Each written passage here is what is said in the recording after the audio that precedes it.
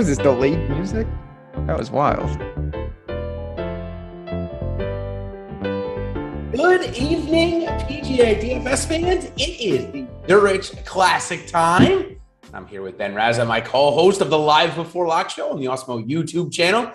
And it is a little bit of a different week. We've got the only team event on the PGA Tour's calendar, and we are going to break it down and tell you who we think is going to win and who we are going to be betting on and playing this week. So, Ben, I know it's a weird team event, but in my little bit of research over the last couple of years that this has been going on, a lot of the teams that you thought would play well pretty much ended up doing so. So maybe there's a little less variance this week. How are you approaching it? Yeah, I mean, I've gone back and forth on that very topic of like, okay, it's a team event, so this is going to be lawless. But at the same time, if you're pairing up two good players against two not so good players, they should have even more of an advantage. So I actually think, ironically, the best teams are the best teams. And even if one guy is off, the other guy will pick them up. Different format, cool format. I'm excited to actually dive into this. A course and a event I didn't pay a lot of attention to years ago because we never had contests for it, and now we do. Yeah, I do like it. I remember, believe it or not, I have some great affinity here to TPC Louisiana.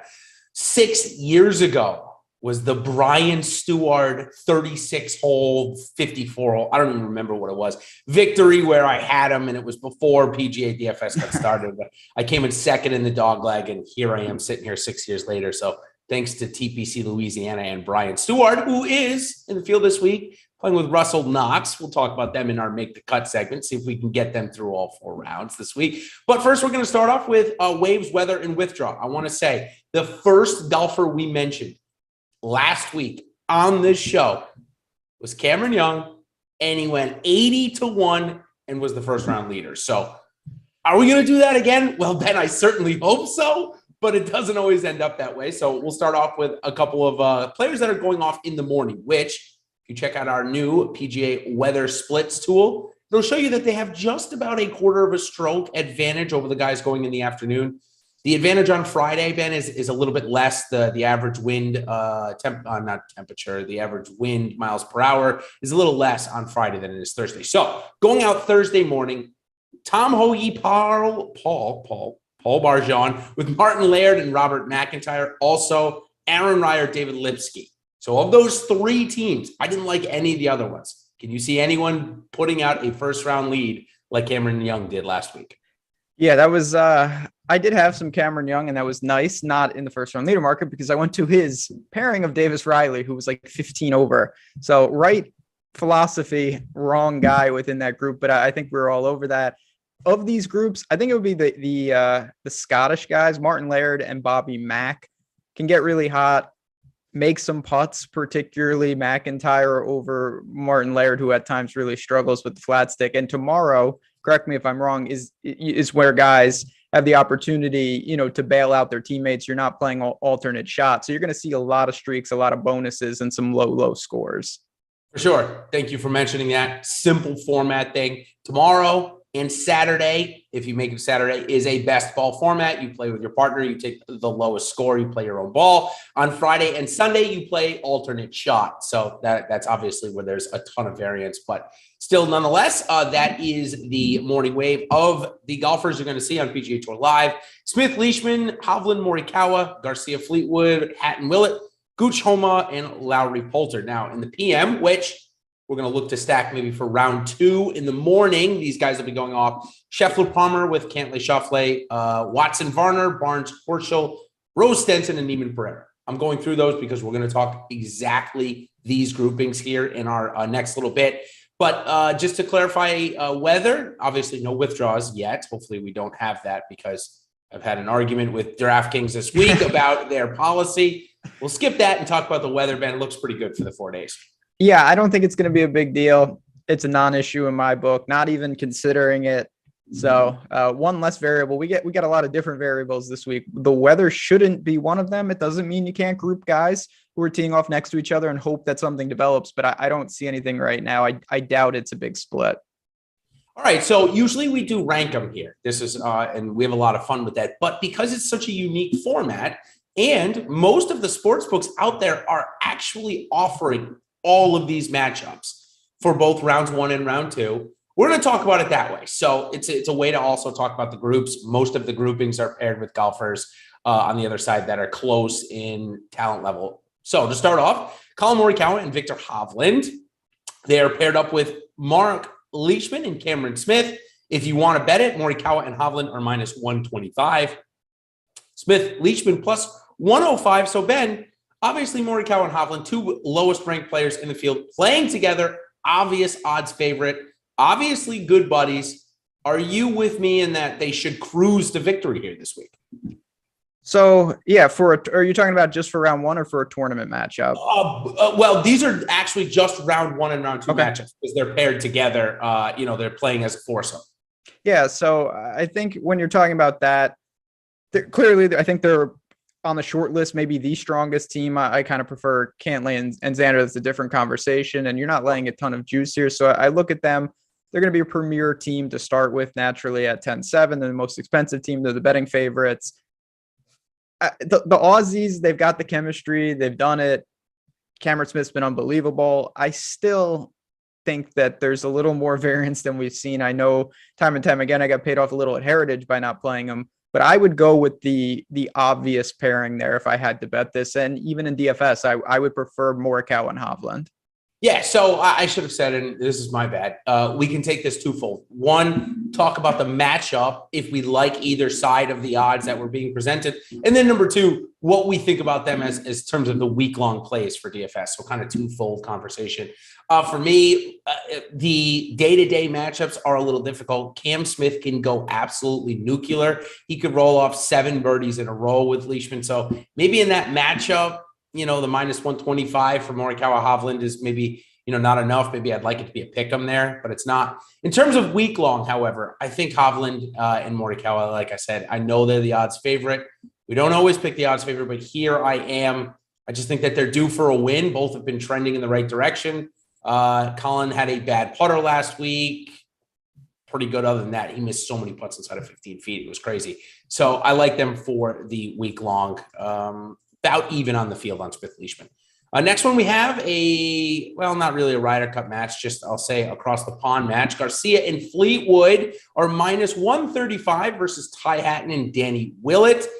I don't know. Garcia and Fleetwood, there seems like a lot of volatility there as far as a team-wise goes to pay, the high price there. So I don't think I'm going to get there. Hatton and Willett, however, both seem to be playing pretty good. At 8,800, I think I'm a little bit interested there, Ben. I can't really figure out Danny Willett. It's been a nice little resurgence. He's made 5 of 6 cuts. He was 12th at the Masters. He gained 5.5 strokes around the green at Heritage. That's just an anomaly. But he's playing with Tommy Fleetwood. No, he's not. That would be a lie. He's playing with Ty Hatton, who has just been a roller coaster, and another guy that clearly we're going to say this till next year. Augusta, you got to separate. He just doesn't like that course. He looked much, much better at Harbor Town, 26th. What do you have, like 21 birdies? Yeah, he was really scoring. He was just struggling off the tee a little bit, but everything else was really solid. I don't mind either pairing. I will say that Danny Willett to me is the 4th guy if I had to rank these 4 players. And I'm not sure Hatton is one. So I do give a slight lean to Fleetwood and Sergio, but I think you're right. Sergio, at times, with his putting, it's all over the map. So I'm not really getting to either of these in a big way, but if I had to pick one, it would be Fleetwood and Sergio. Yeah. I'm not either. I would rather, in the same range, I would rather play Team Chile and Neiman Pereira. In fact, I'd probably rather play Gooch and Homa as well. And let's talk about Gooch and Homa right now. It's a good lead in. Also, Ty, I'm sorry, I have Lowry and Poulter's price wrong. But they, like I said, they are teamed up or playing against Taylor Gooch and Max Homa in the first 2 rounds. It is a pick 'em, Ben, so minus 110. If you got a good book, maybe they'll give it to you at straight pick 'em. But Gooch and Homa both been playing pretty well this season. Maybe Homa hasn't given us the top end form. Gooch certainly has. And Lowry and Poulter are both actually playing pretty good golf right now. So I think it's a tight matchup. Why we see the pick 'em. Do you favor a team here in the matchup over the first 2 rounds? And do you favor a team for the week long? So I think that Taylor Gooch and Max Homer are one of the strongest pairings out there. They're going to be very popular. I think that's probably warranted. Just two guys that have shown time and time again that they're ready to step up, answer the call. Homer made the cut at the major, which was progress. Taylor Gooch was just fantastic at Augusta. So I have to lean them. I think they're a popular choice. If you're playing cash, you're a dangerous person, but they're probably going to be a team you might look to. Nothing against Lowry, who once again put himself in position to win at Heritage. I just think that Poulter, probably the weak leak of this bunch. You're getting a $300 discount to the Gooch Homa side. That's where I would go. Yeah, Poulter, similarly to Hatton, I think put up a lot of birdies last week. I think scored well. I'll have to verify that, but I did see his name flash up a couple of times there. I'm with you, though. I'd rather deal with the ownership and try and diversify elsewhere and give me Homa and Gooch. Obviously, very good friends playing together here. We will go over a couple of narrative-based teams. I'll tell Ben some of the teams and the information that I have found out over the week of why some guys are paired up. Ben asked me before we came on the show, how do some of these pairings come about? Well, maybe I'll shed light on at least a couple of them there. Next pairing I want to talk about, Justin Rose and Henrik Stenson. They are plus 115 against Team Chile, Neiman and Pereira.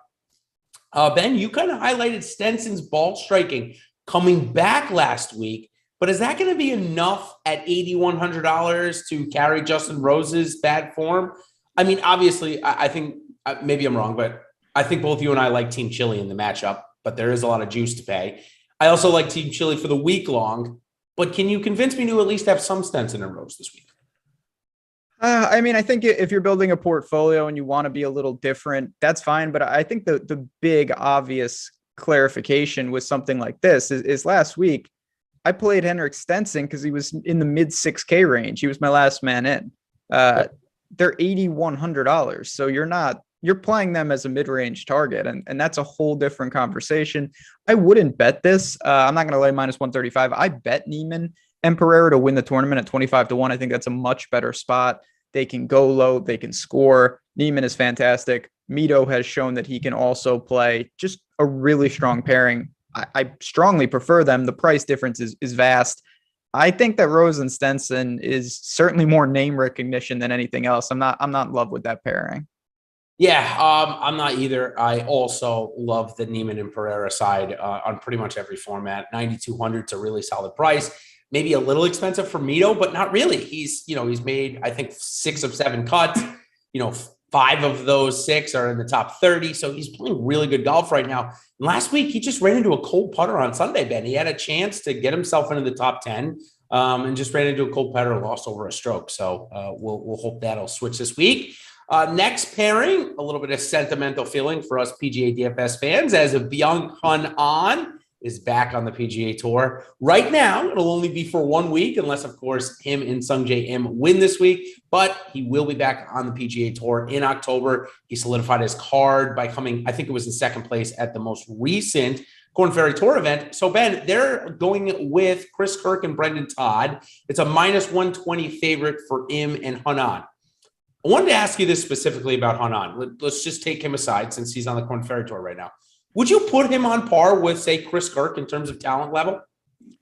I think at times, we've seen. So I clarify this a little different. He is on the Korn Ferry Tour, but he's played. This is not a guy that this is his chance per se. He's played and competed on the PGA Tour a lot.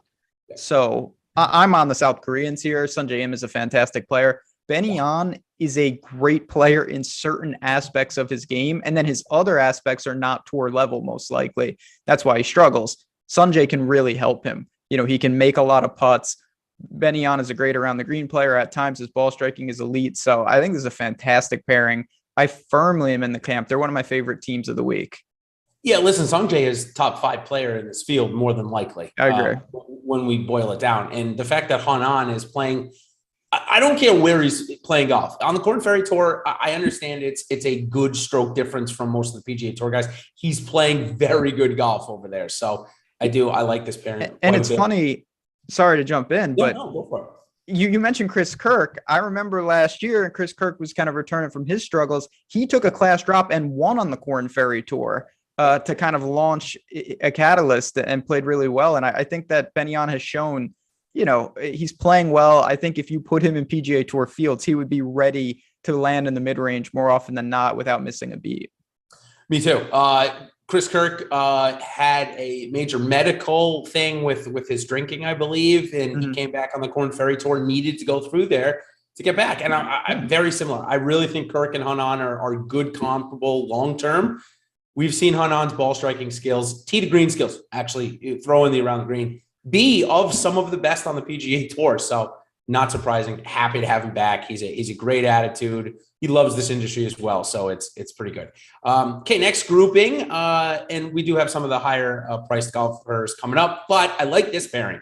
Quite a lot of interest going in this mid-7 range to Cam Tringale and Wyndham Clark, as well as Maverick McNeely and Joseph Bramlett. They are paired up for the first 2 rounds. Basically a pick 'em.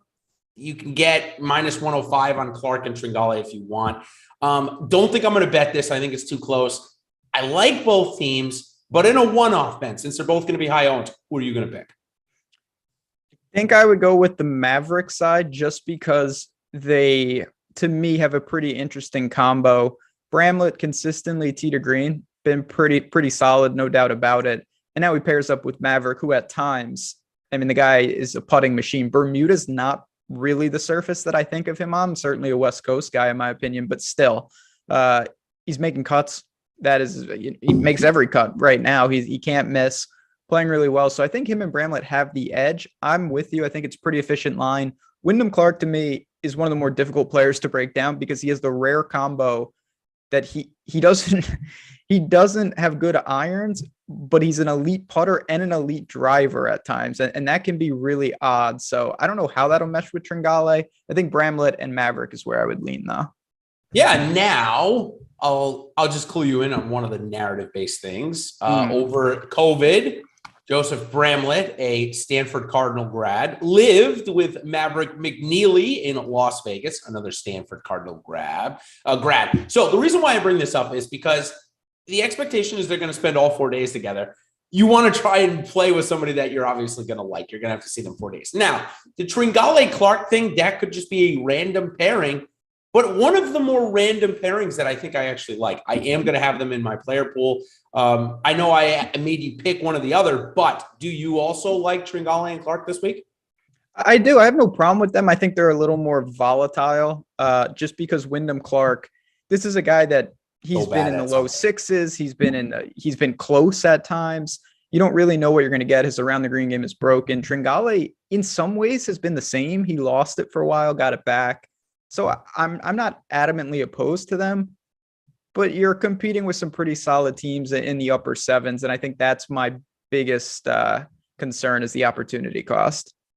Yeah. And even as you go a little bit lower, maybe another random pairing. I actually haven't read about this. Maybe they're friends and we don't know about it, but definitely 2 players that have won big time college golf awards in Bo Hostler and Sahith Theegala. I love this pairing in 7,500 range. They've both played great this year. Both of their preferred surfaces. Well, maybe not Theegala, but certainly Hostler is Bermuda, which this course is. They're paired up with Will Zalatoris and Davis Riley, who at 11% owned this week in 8,900. Let's take the betting side off for a second. I really like. Riley showed us a month ago he can compete on the PGA Tour with the best of them. And Zalatoris is just one of the best golfers in this field. I actually relate this a lot to the Sungjae Im Byung Han An pairing, where we've got one really strong golfer and then one golfer that's playing pretty well right now. So I like this pairing quite a bit. Also, we'll go with the narrative base. These guys, Zalatoris and Riley, have been friends for a very, very long time. There's a picture of them like as young as the Justin Thomas, Jordan Spieth picture. There was also a Neiman and Pereira one too. I saw that. Yeah, that was pretty cool. But in any case, I love Riley and Zalatoris this week. Are you going to talk me down off of them, or are you also backing them? No, I get it. A dangerous team, no doubt. I mean, Will Z has already kind of done it, and Davis Riley has flashed it. I think when we get to these teams, and it's not that they're cheap, they're 8,900, but we start to see kind of the range. You know, the teams at the very top, you have 2 elite guys playing together. Some of these teams in the upper mid-range, you have one world-class player playing with a guy that maybe has shown it a little bit, but isn't playing consistent golf. You used Benny On as an example. Davis Riley is certainly an example of that as well. So I get it. I just think raw talent though, even though I think Hostler and Thigala is an interesting play, 7,500, interesting bet at 130-1. Will Z is so far the number one guy of the four players we're talking about that I think you have to look to them. And if Davis Riley cooperates, they could be one of the best teams in this entire tournament. Yeah, I'm 100% with you there. Mike Campbell has asked a couple of questions. One, did you talk me off the ledge of not playing PGA DFS anymore on Sunday? Kind of. You would have talked me off the ledge because I had a Patrick Cantlay ticket and I could not close, which was very, very frustrating. Yes, totally can understand that. So do we get to see my one lotto team on DK this week? Well, Ben and I made a lineup on here last week. Yeah, I know. 6 of 6 that easily cashed. I think it was a 2.5, maybe even 3Xer in the main contest. So my one big lineup this week will be made on this show later with Ben. You will get to see it. Yes. Okay. Last guys, I want to talk about two of the bigger teams that we haven't mentioned yet. Sam Burns and Billy Horschel are -135 versus Varner and Watson. Team Saudi International there finished 1-2 in that event, and they're now going to play together. Harold Varner, with his comments last week, seems like it would be the last person to play a team golf event. I don't know if that'll factor into decision roster them this week, but Burns continues to struggle in majors, continues to crush it in regular events. Where do you land on them? So obviously Burns and Billy Ho are going to make a lot of sense. They're going to be really popular. They're going to be an obvious starting point. I get it. They've had success. Everything really checks out. It's just opportunity, and you can double up north of 10. So I'm not going to make an aggressive call where I'm like, I'm just fading them completely. I'm not as high on the team as I think other people are. I'd strongly prefer Cantlay and Xander, but I get it. The Varner and Bubba combo, I don't really get. I think it could go well, or it could be an absolute disaster. I don't really think their games gel. I'm an HV3 fan. I like his mentality. I was rooting for him last week. If Cantlay didn't win, he's obviously not playing with Morgan Hoffman this week. After those comments, but him and Bubba, if they can get the game synced in, I guess. What a weird combination. I don't know if the skill set blends. One thing we certainly pulled out. Justin asked a question I should have clarified at the top. My apologies. You can only pick one team player per lineup, so you can't pick Morikawa Hovland. It won't let you. Yeah, DK and FanDuel won't let you. So that should answer your question there. And Brian, our buddy, says, "What's up, Ben?" And it loves the showdown stuff. I do as well. So, okay, let's, Ben, did I miss any big teams that you'd like to talk about here before we talk about them and make the cut? So, no, I don't think so. I've kind of used them here and there. I think that Xander and Cantlay to me are one of the strongest pairings that you're going to find. That's because I literally just skipped right over it. Yeah, they're with Scheffler and Palmer. Yeah, +100 versus Scheffler and Palmer. Cantlay, wouldn't this be funny for, Cantlay hasn't been able to close this entire year, and Xander hasn't been able to close in a year and a half or 2 years on the PGA Tour if they just get it done here this week? I kind of think they're going to, and it would just be typical Xander, who he wins, but he only wins weird unique things, the TOC and WGCs. And now he'll have this event or the Olympics, right? Yeah, the Olympics. He only wins kind of odd things. So I think they're a great team. There's no doubt. I don't worry about Xander. I have to throw away what we saw at Augusta, which was incredibly disappointing.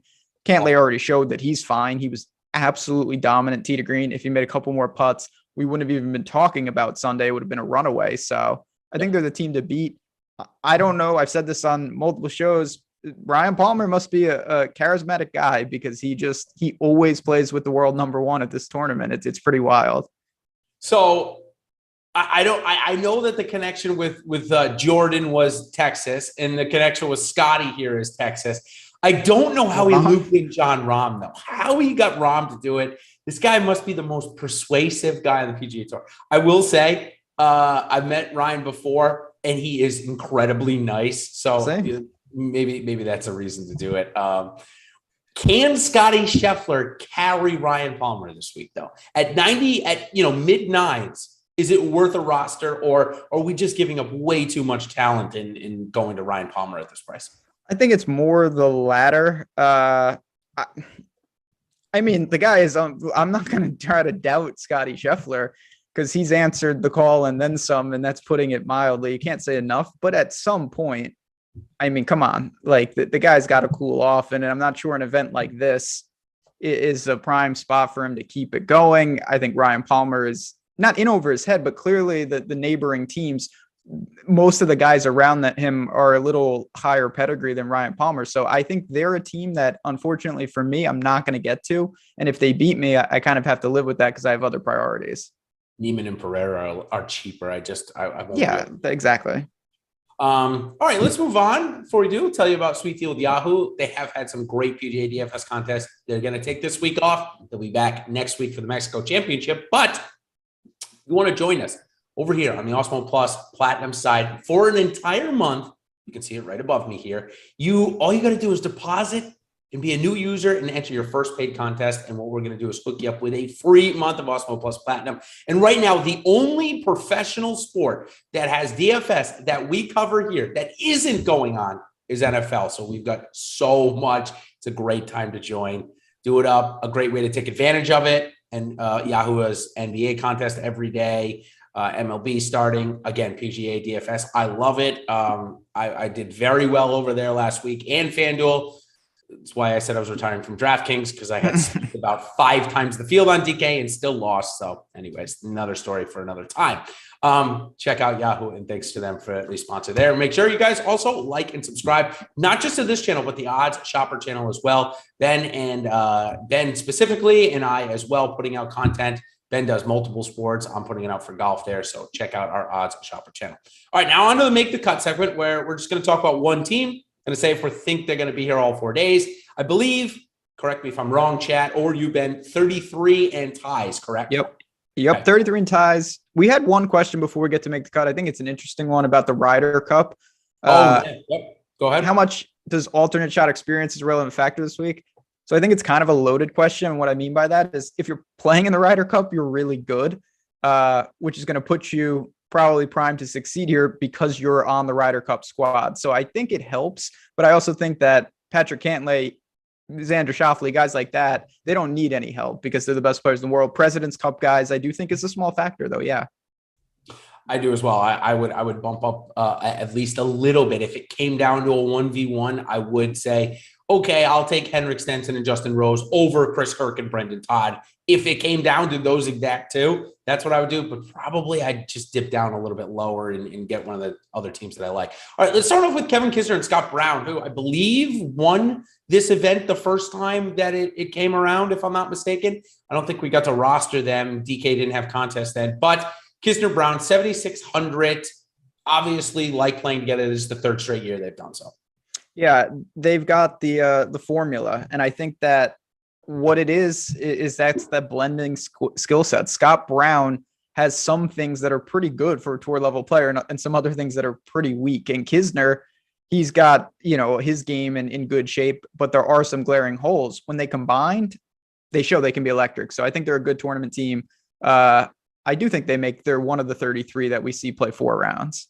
Yeah, missed the cut last year, but Kisner wasn't in as good a form as we've seen him recently, although that missed cut last week was brutal. One of many guys. I think, Ben, did I message you on Friday afternoon? Henley too. Guys missed the inside of 5 feet, missed the cut missed a putt on 18 inside of 5 feet to miss the cut. There were a number of golfers that did that.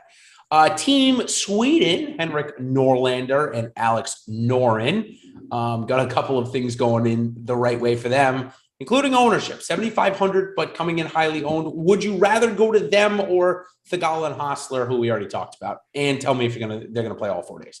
So this is a situation where it's tough for me because I've been high on Alex Noren all year. I've played him pretty much every event, and I honestly felt like I've gotten paid off at the majority of them. Yep. Henrik Norlander, though, is really struggling to the point where I'm really concerned about the team. He's missed 7 of 8 cuts. He's lost strokes tee to green in 9 of 10. I just don't know why that's going to change here. And if it doesn't, I unfortunately think that this team could be primed for an early exit, even though I think Noren can do a lot when it's, foursomes. I just worry about alternate shot with a team like this. Me too. I do not think they make the cut either. I do think Kisner and Brown do squeak through the weekend. I'll give my opinion there. Russell Knox having a very nice season. I already told you about the course history from Brian Stewart. So does this interesting duo make the weekend? I think they do. Russell Knox and Dustin Johnson and Fitzy, even though Fitzy was just awful, but DJ and Russell Knox last week killed me. They murdered some really, really good teams. The same situation, right? Yeah, missing a short putt, right?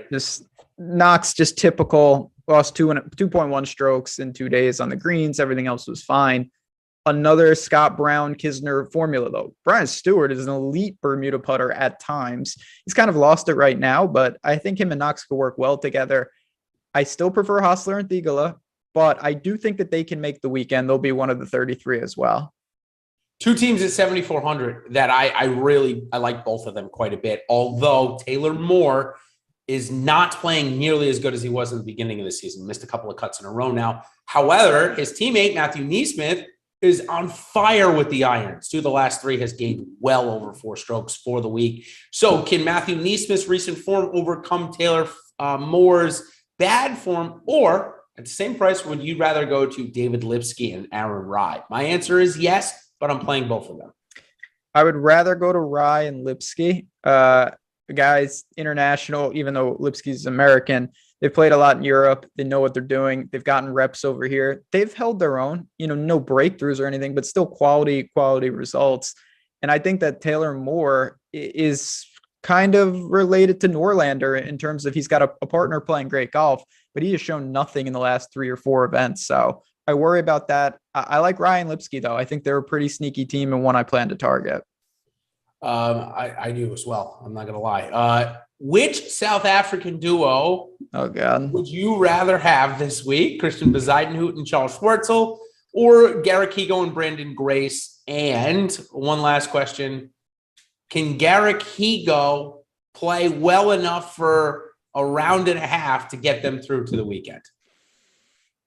I don't know about Higgo. It's bad right now. It's bad. It is. It's real bad. I will say the one thing that I think is good for him, a lot of the courses that he's played recently, I think are objectively horrible courses for him. He played Harbortown. He played Augusta. He played the Players. These are all terrible, terrible ideas for him. So I'm not shocked he's been playing horrible, but I would have to go to the Bez side in terms of the South African pairings. I prefer them. He's crafty. Looking at our tools, and one of the many reasons you should get behind the paywall, the premium, some of the leverage tools and things like that. Bez always stands out as a guy that I don't think garners enough interest when he should. So I think of the teams you just mentioned, I'll go with the Bez side.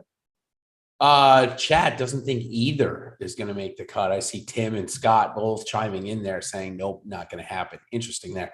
A team that was almost a lock to need to play well last year or score well in DFS was Scott Stallings and Bryce Garnett. They were 6,800 and highly owned and came in 11th and scored a ton of points. So do they match what they did last year again here this year? Higher price, lower ownership. So if you do like them, not a bad spot to get them. Yeah, if you like them, it's definitely a good, if you're playing in the large $20 or something and you think that they can do that. I get the formula, but not the formula for me right now. Stallings has been fine. No doubt he's weak off the tee, but everything else is checking out. And you mentioned Garnett. So it's a pretty weak range. We're going to get to some of these other teams. I don't love it, but 33 teams, there's not a lot of room. You start saying everyone's going to make the cut. Like there's just not that many teams that are going to get through. So I think they'll probably be close, probably coin flip, but not one that I think makes the weekend. One of your other buddies who played okay last week, he put up enough points. He was in our one lineup. And again, he did fine, was Denny McCarthy. But the person who he's a partner with, then, I got to be honest, I don't think we've ever brought up on this show. And I don't even know how to pronounce his name or spell it because of that. And he's got the same first name. So, yeah, let's just go with Ben. Yep. Do you know anything about Ben? Might as well be me out there. I don't know. I don't know anything about this guy. So there's a couple of teams like this. Chad Ramey's playing with someone who I don't know who they are. it's not to say these guys can't play. Obviously they can, and they've got some reps, but I do worry about that because for them, it's a lot of pressure. This is the chance, probably one of the better chances to rack up FedEx Cup points. If they ever won, it would be a life changer. I'm not in love with that dynamic. So I might look to these teams a little, but I think it's a huge bump down when you have a drastically different situation for your partner. I think that's something with a guy limited starts on tour. I worry about that, and I play Denny every week. So I don't know if this is the best spot. All right. Brandon just asked us which 6K team makes the weekend. We'll get to a couple of them that I think do, but if I had to pick one, it would be Team Florida State, Chase Seifert and Hank Lebioda. I think Seifert, when he gets to play, he does well. Now he's going to go up with his teammate from college and Hank, who we know can putt, went through a good run last season on the tour. I think it's these guys if I had to pick one. We're in line on that. I think that's a fantastic pairing. You mentioned the FSU connection. Guys that make the most of it. We've seen Chase Seifert. I remember him at Travelers popping up. I'll throw out a really low-owned team, definitely dangerous, but I think Peter Uihlein and Richie Werenski is kind of an interesting combo. We've seen Uihlein go the Korn Ferry route, get some good results. He's making cuts when he does get on here. Richie Werenski at times has flashed. I just think it's a good skill set pairing. When Werenski's at his best, he can be very good ball striking. Uihlein's an elite putter. So both of them can really roll it at times. Volatile, but you're looking for a flyer. I think that's one worth considering. Yeah, Scott Stewart's wanted to know if anybody can come out of nowhere and win this. Well, Werenski and Uihlein almost did it last year. They came in third. So I had them last year here. Not an outright market, but they were on my team and they were trying.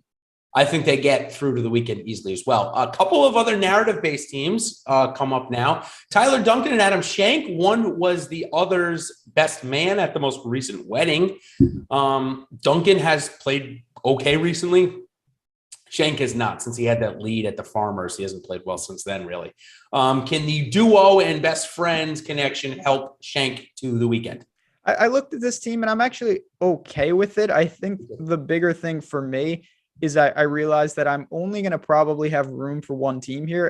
And right next to them is Higgs and Smotherman. And I think that's where I'd rather go. So I'll combine the two. But to me, Harry Higgs and Austin Smotherman have shown a lot more recently.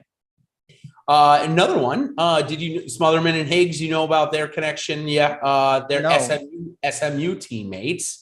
I was told. See, that's what I love. I put out my narrative-based lineup tweet this morning where it just listed, a bunch of teams that are either from the same country or best friends or college ones. And one of our followers, Mike Axline, I believe, actually know him from my days in the equity markets, told me that Smotherman and Higgs were teammates and on the SMU team. So I like that one as well. Higgs has certainly played better. We talked about him as maybe a little bit of a big game hunter, but maybe playing with his buddy Smotherman, who could really use some FedEx Cup points, will help him there. So interesting one. Another pairing that I don't know where it came from, but I do like, same price, Doc Redman and Sam Ryder. Sam Ryder averages at least 6 hole outs around. Correct. Doc Redman is starting to play better. So do you like them as well this week? So they're the type of team, again, I think that you've got to realize that miscut equity is huge, but I do like them. And I'll give people a sneak peek inside the ropes. Got Doc Redman's team projected for around 5% ownership. That's pretty good. There's not that many teams. So I think you can look there. When these guys are good, they score. And they're the type of team, if they get through, really going to pay off the price tag. So I think that's one. If you land there, don't be afraid to say, you know what, even with low made cut equity, big time upside with those two. Yeah, I'm in agreement there. One of my misses last week, I think maybe you had kind of just concurred with me that you liked him a little bit, was Tom Hoagie. He's getting part up with Paul Barjon. I don't think there's a connection there. Barjon has made a couple this season. I'd rather go to your buddy Alex Smalley, who's paired up with Aiden Buckley at the same price, or even go down to Werenski Uihlein here. I don't think Hoagie and Barjon make the weekend. I think Hoagie is going to start to regress a little bit. I would agree. He won, and then it was like, I wonder what'll happen. He played fantastic the next week at Waste Management, and then the wheels have kind of come off for Hoagie. A couple missed cuts, nothing inside the top 30. I don't know much about Paul Barjon. like I said, I don't think there's a connection either. So I'm going to let that one pass. Don't have room for all these teams. I think they're not really on my radar this week. Oh, see, that's an interesting. See, this is what I love about chat. Chat just told us Kelly Craft and Kevin Tway have played together every year in this event together. That at this point, it's not a random pairing. We don't know what their connection is, or I don't know, I should say. I'm okay with them as a flyer. I'm okay with any team that's been together all 3 or 4 years, whatever the number is, that have made a couple of cuts. I'm okay with it because there's something there we don't know about or haven't heard about. So the thing about them, even though I would strongly worry, they're both playing awful. The one positive is that if you play them, you're unlocking a permutation that's just very difficult to get. So say you're like, you know what? I think Morikawa and Hovland are going to battle Xander and Cantlay. Well, maybe you exactly. You suck up all the placement points elsewhere, and then you attach a low-owned flyer like that and hope that they just make the cut. I get that strategy. I doubt they make the cut, but someone down there is going to randomly make the cut, and they're probably as good a guess as anyone. Saturday, Camilo Villegas had a nice little pairing with Jordan Spieth, and we got to watch him play. He's a bit erratic. He's with your buddy Kyle Stanley this week. I had to throw them in. Any chance they're in any of your lineups? There's always a chance with Kyle Stanley because even when I don't play him, I wake up and I don't plan to drink tonight. And I wake up and I'm just like, how the hell, what was I doing last night? Because Kyle Stanley's in 30% of my lineups. I'm going to attempt not to do that. That normally I say, oh, this is nice. One of the guys can alleviate the putting woes. Well, with this pairing, they're equally bad on the greens. I don't know what that's going to accomplish. I don't really see it. Yeah, I'm not sure I see it either. Anybody else before we move on to our betting cards, some lineup bills and some hot takes? Anybody else? Team, okay, how about this? Team Adam from Canada. Yeah, that's a good team. Svensson's playing better. Hadwin's incredibly reliable. I think kind of like they're to me, Gooch and Homa light right now. Like they're just playing good. They're very stable. You're getting like $1,000 price, drop. I'm super content there. I want to throw out, not to play them, but Arjun Atwal and Lucas Hebert are playing together. That doesn't make any sense on any level. I don't really understand that pairing. I'd love to know the background. I have one. I feel like that one is, Atwal, he doesn't have any status, right? This isn't like a last man in the field thing, right? I don't think so, but one final pairing. Yeah, how about Straka and Sig, college Georgia Bulldogs? Yeah, Straka and Sig, I think, they're in the Hadwin Svensson bucket where mid-range targets, if you go balanced, you can get a lot of those type of teams, and they're playing really good. Straka low-key was in the tournament last week. So how about that bogey he made on 18? I said I was watching it, as Easter, I was watching it with my dad, and I'm like, Straka's going to get into a playoff with Spieth here. And then he, along with Cantlay and so many others, screwed up 18. Cameron Young down the stretch had a chance to post 13. Oh, man, what a mess it was. But obviously, I welcomed it. It's back. So did I. Kevin Chappell and James Hahn are playing together. Again, I think they're probably in that bucket of low-made cut equity. But when you get the right, Warinsky U-line type from last year, Chappell has shown flashes of his old self.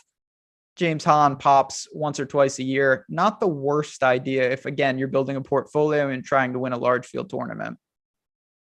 For sure. Totally agree there. The last team I want to talk about, they rank number 5 on the value chart, according to our Awesemo PGA DFS projections, which a part of that is free today, our PGA golfer rankings, part of our free premium tools and data that you can check out today, along with the NHL player projections, MLB ownership rankings, and NBA player rankings. Now, again, I know this is live before lock, so check again tomorrow for the other 3 sports, but still for golfer rankings, check them out. It is part of our PGA DFS projections, which have Nick Hardy and Curtis Thompson as the 5th best value on the board. Alex was talking to him about that a bit today, and Nick Hardy has shown us that he can certainly play with the big guys, is not in good form right now.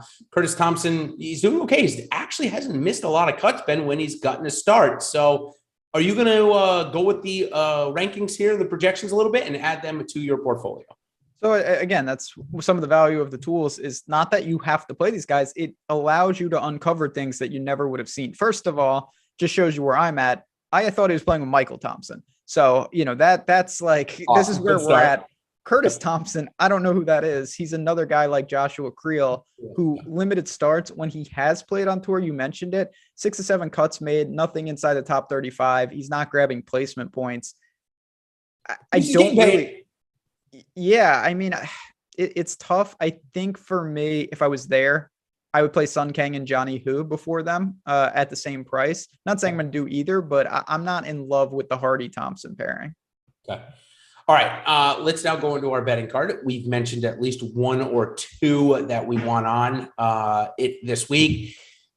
So I'm starting with Morikawa Hovland. I know it's 7-1. I don't love that. You can find 8-1 in a couple of places, which is why you should use our odds shopper. Now, I know this is a weird tournament. We may not have all the bets on there, but for our normal weekly events, we are going to have all these lines, the outrights, the top 5, top 10, top 20, top 40, and make the cuts.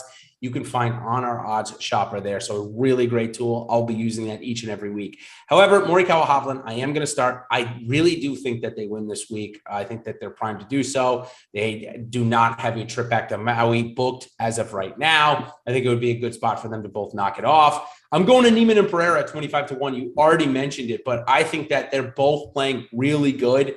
And Pereira deserves a win on the PGA Tour. Another guy that deserves a win on the PGA Tour is another guy that I'm adding to my card, Zalatoris and Riley at 30-1. Again, Riley was just there, and Zalatoris we know is closest. And for my one long shot that I'm going to have at the start of the tournament is McNeely and Bramlett. Bramlett coming off of the 7 under 64 on Sunday, and McNeely just playing good. I think there's some good mojo there. I like the each ways. Of course, it's just the way that I do it. I like the each ways on each of them. So who did I miss? Should I add in the FOMO of Sung J M and Byung-Gun An? Could they win this? That's the one team. I think they're my Davis, Riley, Wilsey. I see the parallel. And for me, I have Neiman on the card. We have a really similar card. I have Cantlay and Xander as my horse. I've got my Mito Chilean team. I've got Sunjay and Benny on. I think as my one real long shot, everyone has talked about Hostler, and I get that. I think him and Thiegel have lightning in the bottle, but I'm going to look, and I'm not sure for an outright, but Chase Seifert, that pairing it with Hank Lebioda, I think if you're looking for like a top 20 or even a top 10 at a good price, I don't have it in front of me. I'll go to OddsShopper after the show and pull the best line. I think that's where I want to be living. I think they're an interesting dark horse team to get in the mix.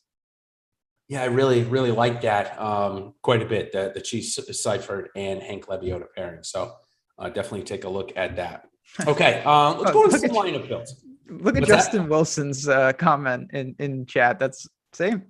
Get to the Instagram. Curtis Thompson's ready to go. They're dialed in. I'm going to end up playing this team, and they're going to shoot 33 over now. There it is. Yes, I love the Instagrams. I'm ready to do this ones. I get so into those, and then they don't make the cut, and I'm like, better than I want to play Curtis Luck. You remember Curtis Luck? Yeah. He's still on the Corn Ferry Tour, right? Still trying to press his luck down there. I don't know. He's not here, so okay. Curtis Thompson. Here we go. All right, let's go into lineup builds. I think that what I'd like to do here is do 3.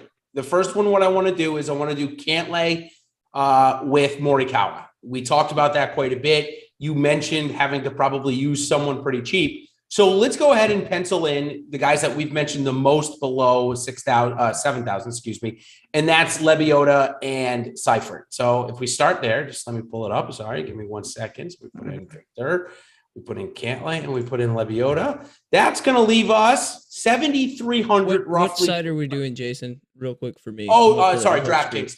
My bad. Okay. Yep. Apologize. Got about 7,300 per player, Ben. I don't think we're going to get another 8,000 team in here. We're going to have to go real low. How about Theegala and Hostler? We just talked about it. Do you think this is a good match for this route right here?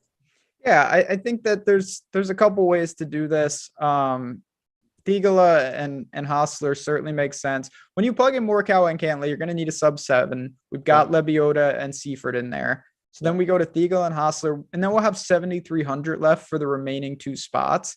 Yep. So there's a lot to work with. Aaron Rye and Lipsky are right there. I think you could live there. It's kind of weak, but it can certainly be done. If we go Lipsky and Rye there, we're left with 7,200. Is this a spot where we want to use maybe that Harry Higgs Smotherman group? Yeah. So we leave 100 on the table. Who would you pick for the last one if we did go Lipsky Rye there? So we're building this for the large tournament because you would never play this in anything else. It would probably be Redmond and I don't know if I'd Ryder. ever play this contest, this contest itself in any. I don't know if I'd play cash this week. That's why I didn't even mention it. Yeah, I would agree. I think for me, it would be I'd just full send and go Redmond and Ryder and just say, you know what, let's do it. I'm not worried about placement points because Morikawa and Cantlay's teams, they better suck up, 2 of the top 5 anyway, or I built probably improperly. So I'm worried about birdies. Those guys can make birdies in spades. So that's where I would go. Love it. Okay. Now let's build one without either of those teams. If we're not putting one of our horses in, it has to be Neiman and Pereira in the first in the lineup, right? Yeah, Neiman and Pereira, you're going to be able to do a lot here. This is where you can get like crazy balance. I don't really want to play Burns and Horschel, but you could with them. You could also start with Neiman and then go to Gooch and Homa right below I was just them. going to say that. Yep. Yeah. So you've got them. And we honestly, we could keep going and put Will Z right in there too. Bingo. Love that. Now, is it too aggressive to put in Sung Jae in a lineup like this? We'd have to go down to our 7,000 range again, or should we just leave them for our third lineup and build, pretty conservative here? So I think that you can absolutely do that. And you could put in, to me, I would put in Uline and Wawrinski, and I'd be in the same range that I just was. I'd probably split it with Higgs and Smotherman. You don't have to do that. You could bump to Hadwin and go like that. This is where a lot of things, but I would rather have the 4 big time teams and then do rolling 2v2s at the bottom. I like that. I like that a lot. You'd go to Uline Wawrinski here. I think I probably would as well. Other teams, if you don't want to go to them, Buckley and Smalley, you and I both like. I think they'd be my second pick here. Okay. All right. Last one. We're going to do this one. We're going to start off with the 8K teams because we haven't picked any, Ben, that we liked. We mentioned, except for Im and On. Let's start off with Sig and Straka. I think both you and I like them. You mentioned the Hadwin and Svensson. Okay, let's go there. Team we didn't talk about that played well together last year that I actually do like, and I should have brought up with you. Keith Mitchell and Brandt Snedeker. Haven't talked about them. They played well at this event last year. Are you okay with them, or you think Snedeker's form is too terrible? No, I am okay with them because Snedeker, similar to Kisner and Scott Brown, he does one thing elite, and then Keith Mitchell does something else elite. And I think that's always interesting. At Valero, Sned's flashed. He returned to the dust at Heritage, but I'm okay with that. And this is going to be a hybrid balanced. If you go Sig, Hadwin, and Mitchell, you still have 8,600 for 3 spots. You can do a ton. You could go north of 10 if you want. You can go to Fleetwood and Sergio if you want to. There's a lot you can do here. Yeah, so what I did was I clicked Bramlett and McNeely. I like them quite a bit. So that leaves us 9,000 per player. You think this is spot? If you had to pick Cam, Leishman, or Burns Horschel, where would you go here? I think I would go to Burns and Horschel. It drops me right to the death range of Justin Rose and Stenson. But I might have to get them. McIntyre. I feel like. Let me just check. I don't know why. Maybe Bez is right there too. You have options. That's the great thing. You have options in the mid 7s. You do. Or again, you could go up, get one of the 2 stud teams and deal with, you're at, if you click Hovland, you're down at 7,400, or which for this lineup, hear me out. We click the Cantlay Schauffele, which I know you're on board with. Can I get you on board with the team of Doug Gim and Matthias Schwab? Not hard to sell me on Matthias Schwab. Doug Gim has been frustrating at times. I thought that he was really primed to even break through, and that hasn't really happened. I'm not giving up just yet. But yeah, I think they're a fine team. Not my favorite. I would have mentioned him earlier in the show, but if I landed there and I was in a jam, I would play them without hesitation. Okay, I think I'm going to enter that as our third one. It's Cantlay, Schauffele up top with Sig, Svensson, Snedeker, Bramlett, and Matthias Schwab. So there we go. Okay, let's give some hot takes now. Maybe people could have seen these already coming, or maybe not. But I will give you the floor first. I can't wait to hear the Hank Leviota and Chase Seifert. I will tell you the odds if you want to know. Yeah, I mean that I don't even know. That's going to be my hot take. So there's one team. I've got a hot take, and it's pretty spicy. It's probably bad too. But one team I didn't mention that I just have I'll be honest, I just kind of have a weird feeling about this guy. He's playing with Joel Dahman, who is playing well, but he's playing with a partner that's really struggled, and that's Steven Jaeger, who has shown nothing, but he's an elite around the green player, and he's a good putter at times. They're 20-1 for a top 5, 7.5 to 1 for a top 10. I think if you're looking for a team to come from the clouds, I think that Joel Dahman and Steven Jaeger will be a good pairing. I don't know if Jaeger's game can hold up. It hasn't in all of 2022. That's a dark horse team, though, one that I will have a splash of and I think could get in the mix. Okay. Oops. I'm sorry. I just hit something, but I think we're good. You're good. A guy that I loved coming into last year, didn't make the PGA Tour, made the Corn Ferry, then got his card, struggled at the beginning of the season. And I mean, struggled, like miscut at Fortnite, miscut at Sanderson, miscut at Shriners, 34th at Bermuda, miscut at RSM, miscut at Sony, miscut at American Express, miscut at Farmers. I can keep going. Miscut at AT&T Pebble, miscut at Honda. But since Honda, we're 3 for 3 with 3 top 33s and 1 top 5. Talking about Brandon Wu. Okay. Yeah. He's paired up with Patrick Rodgers, who has had a pretty good season. He's really good at a couple of categories and really bad at them.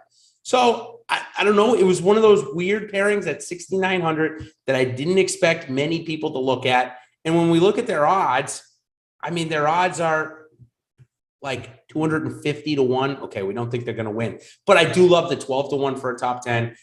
We know that Wu needs a start like this. He's one of those guys that could use FedEx Cup points no matter where he gets them from. And again, Patrick Rodgers plays okay. So dark horse team, got them for a top 10. I think I'm on board with you. This comes down to Morikawa against Schauffele and their partners, of course. That's who I've got to win. And I like Team Chili and roommates there. So before we get out of here, there's one from Jay Lizzie, Percy and Hagee. That's a good hot take this week. McGreevy and Novak. Another hot take. McGreevy and Novak, that's way down there. I might have to play a lineup now because they said that. Greg loves Team Stanford and Bramlett and McNeely. So, all right, Ben, team event here this week. We go to Mexico next week for the first ever playing for the Mexico Championship. It is not at Chapultepec. It is at Vidente in the Riviera Maya. It's going to play almost identical, I think, to OHL Mayakoba, which we will go over next week. And until then, everybody, good luck at the Zurich Classic. Enjoy the team event, and we will see you on the other side, everybody. Cheers.